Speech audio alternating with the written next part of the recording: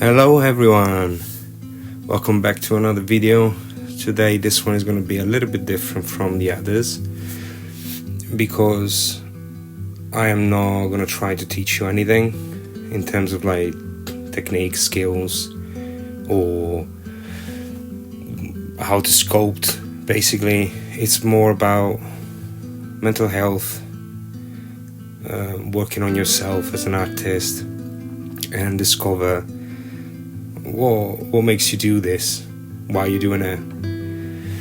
So a brief story behind this video and sculpt and what is going to be a mask and what I already molded and cast one as a test. The idea is then to start selling them because it's going to be a series of masks focused on mental health. This one is called Panic Attack. You already read it at the beginning. And not even the idea, but the feeling and the need to sculpt this mask came to me after my last panic attack. Now I'm recording this audio a while after I sculpted, recorded all the video and edited, so I don't really remember what was the reason why I had the panic attack. There's been quite few in the last few years, so I can't really remember this last one. But I felt after the need of express how I felt, and I felt the need to explore myself as an artist and to unleash the expression of my emotions, how I feel. This has been the first sculpt that I've done in a very long time, and probably since the beginning of my career, that I wasn't trying to impress anyone. I wasn't trying to sculpt a masterpiece. I wasn't trying to do anything for anyone apart from myself. And even this commentary is not going to be about what I'm doing, how I'm doing, the sculpting tools I'm using, but it's going to be just about how I felt, and it's more like guiding you in terms of don't ever lose that side of yourself that is an artist, because we are all artists. We all have a desire to express what we have inside, and with the creatures, designs, and sculpts of all sorts, drawings. A little background into how I start into the industry. I started in 2008 now, I don't remember exactly the year. And I started to work for a guy in Italy. They had a workshop. I was nominated for the Oscars at the time, and I was in awe of this guy. I just thought he was the absolutely best thing that existed, because he was showing me his works and pictures of stuff. And then unfortunately I found out throughout the years that those pictures were works from other people, and what I was learning from him was all wrong. Even though I've been saying in the past that there's no right or wrong, but there are things that are wrong. For a couple of years it's been mentally abusing me in a way that it was not abusing, but more manipulating, in a way that it made me believe that I wasn't good enough. He's been telling me for a long time that without him I wouldn't have been anything, that if I was going to leave his workshop, it was going to speak with everyone around and make sure that I was going to work ever again. So I was terrified to leave. I felt like I was bad in what I was doing, and for years after and still now, I have this feeling of then discovering actually that this feeling is called imposter syndrome, and is something that it never goes away. There's always doubt in everything I do. at the end of the day, I do it anyway, and it works, and I keep getting work come in here and there, and I come out with sculpts and ideas, and I get contact to work for other people. But you always do it with a fear in the back of your head. It's difficult. It's difficult because you have an approach to work that is not healthy. Often take you, or tries to take you down. But the important thing is never giving up, never stop. Because if you stop, it's just gonna get worse. It's fine to doubt about yourself. It's fine feeling that you're not good enough in a certain way, but that shouldn't be the reason why you stopped, or the reason why you have all these difficulties. It's hard to explain in a certain way, but you need to carry on. You need to listen those words in your head and tell yourself, I can do better. Even if you don't believe that, you need to do it. Because that ultimately is the only way. I mean, at the end of the day, I'm doing the job that I want to do, even the one that other people has been telling me that I wasn't going to be able to do it, that wasn't good enough to do it. So, after I stopped working for this guy, it took me a long time before deciding what to do with my career. I didn't know if I should have stayed in Italy and carry on trying to achieve it there.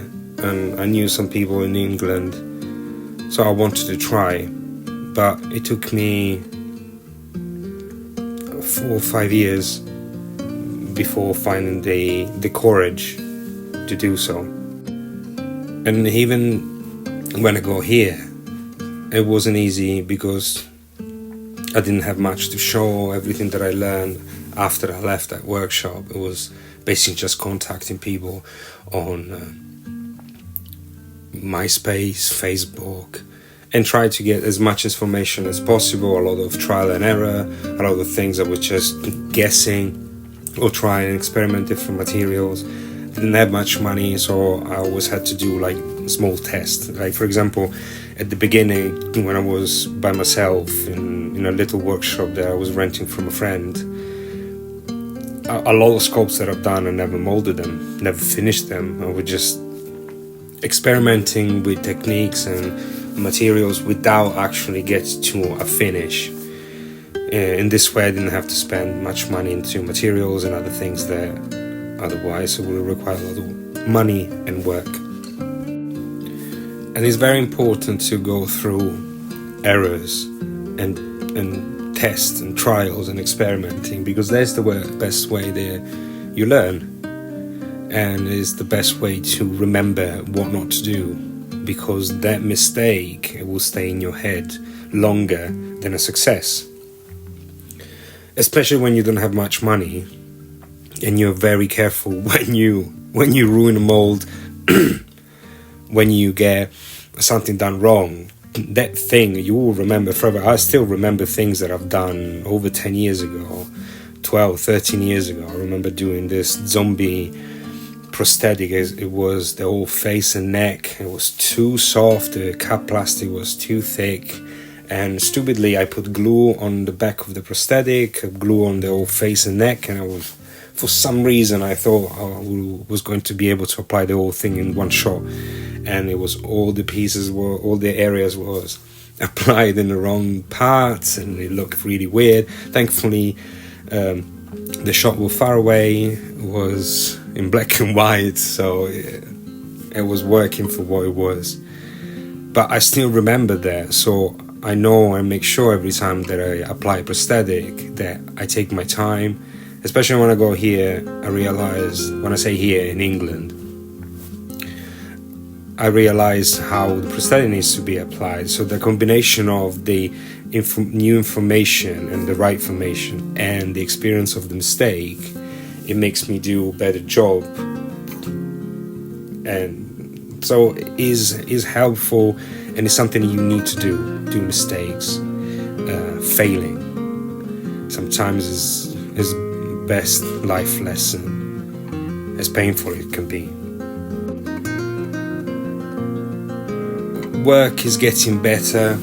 The approach that I have with work and sculpting is getting better, and this sculpt was something that helped me a lot, because as I said at the beginning, I wasn't trying to impress anyone. This is not a masterpiece. It's basically like some sort of like interpretation of what panic attack feels or is represented in my head, combined with some sort of like 80s, 90s latex mask look. You can see whatever movie or cartoon or comic book, you can see whatever you want inside this mask. But for me, this is how it felt last time when I had a panic attack. And it wasn't pretty, but sometimes using your emotions to create a piece of art is the best way to take out who you are, why you're doing this job, this passion, this hobby, because it's not just a job. This is bringing your heart and soul into something physical, something you can touch, something that you can see, sometimes that you can wear.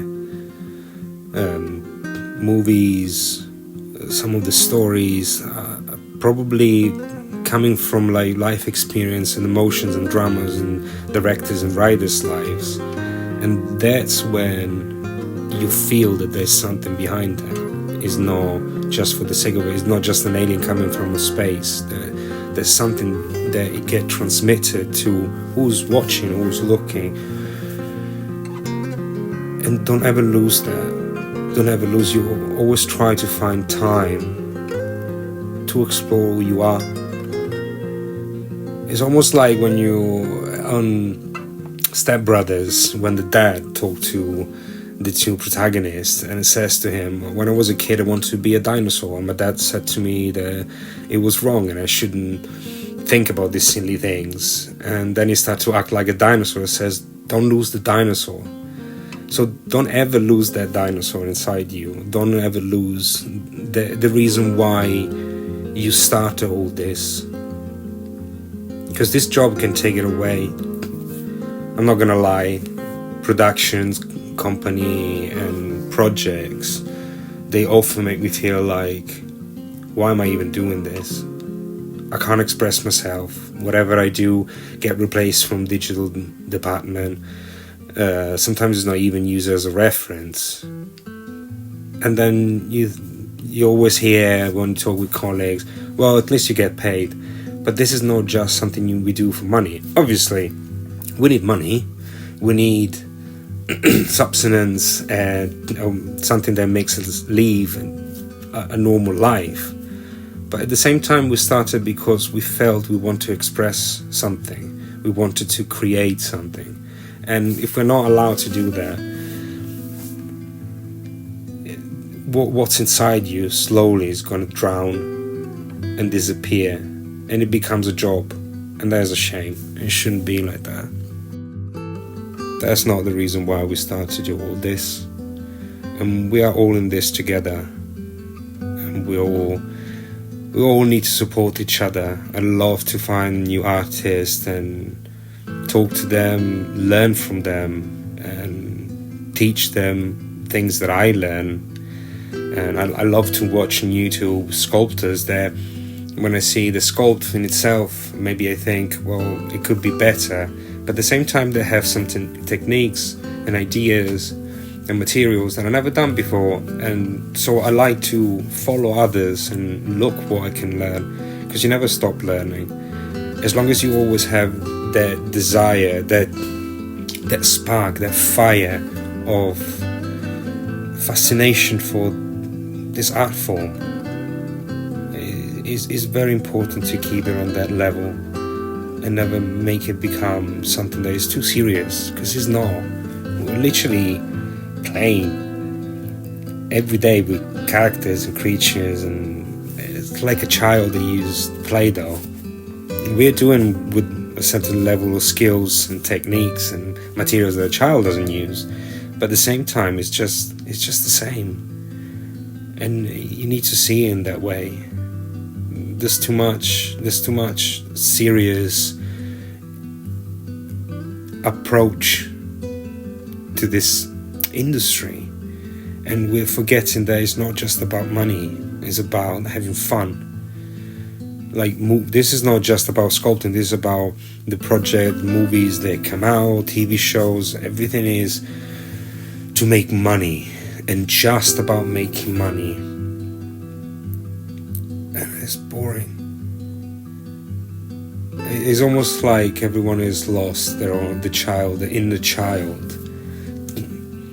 They have that kind of wonder and imagination and desire to explore, and it's just, we need to do it this way, we need to do it that way.